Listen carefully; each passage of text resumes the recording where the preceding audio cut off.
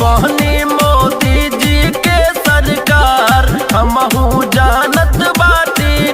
अपने सुल्तानपुर से मेनका जी जीतत बाटी।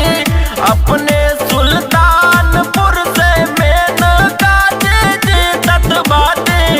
बहनी मोदी जी के सरकार हमहू जानत बाटी।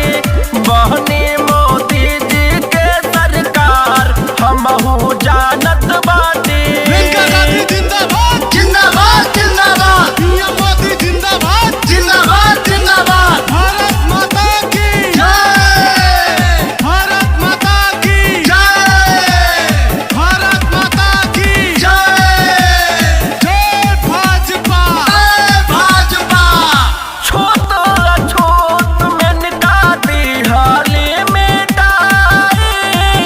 गरीबों या शोषितन के अधिकार दिलाई। छोट छोट मेनका दिहाली मिटाई। गरीबों या शोषितन के अधिकार दिलाई। सारा सुल्तानपुर अब उजियार कैले बाली। ये नहीं के इतना दिन से इंतजार कैले बानी। बहनी मोदी जी के सरकार हमहू जानत बाटी। बहनी मोदी जी के सरकार हमहू जानत बाटी। मेनका गांधी जिंदाबाद जिंदाबाद जिंदाबाद पीएम मोदी जिंदाबाद जिंदाबाद जिंदाबाद। भारत माता की जय भारत माता की जय देश व दुनिया खातिर जियत ये बाटी। अपने सुल्तानपुर खातिर लड़त ये बाटी। देश व दुनिया खातिर जियत ये बाटी।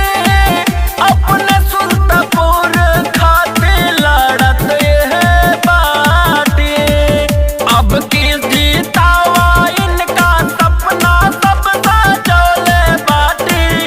अब की जीतावा इनका सपना सब सजोले बाटी। बहनी मोदी जी के सरकार हमहू जानत बाटी। बहनी मोदी जी के सरकार हमहू जानत बाटी। अपने सुल्तानपुर से मेनका जी जीतत बाटी। अपने सुल्तानपुर से मेनका जी जीतत बाटी। बहनी मोदी जी के सरकार हमहू जानत बाटी। बहनी मोदी जी के सरकार हमहू जानत बाटी।